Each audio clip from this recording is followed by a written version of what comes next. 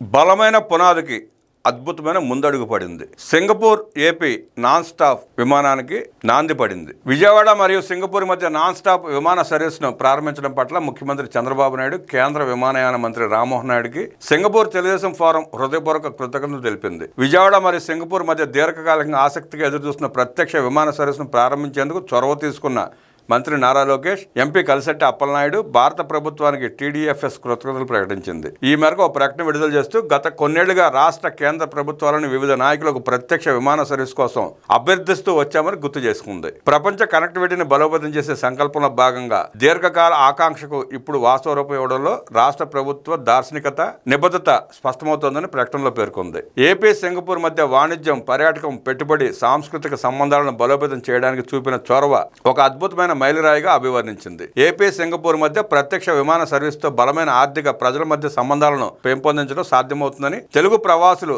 వ్యాపార సోదరులు, ప్రయాణికులకు ఎంతో ప్రయోజనం చేకూరుస్తుందన్న నమ్మకాన్ని వ్యక్తం చేసింది. రాష్ట్ర పురోగతి, శ్రేయస్సు, అంతర్జాతీయ ఏకీకరణను ముందుకు తీసుకెళ్లడంలో ముఖ్యమంత్రి నారా చంద్రబాబు నాయుడు నాయకత్వానికి మద్దతు ప్రకటిస్తూ దీర్ఘకాల ఆకాంక్షను నెరవేర్చిన ఎన్డీఏ ప్రభుత్వానికి టీడీఎఫ్ఎస్ విడుదల చేసిన ప్రకటనలో హృదయపూర్వక ధన్యవాదాలు తెలిపింది.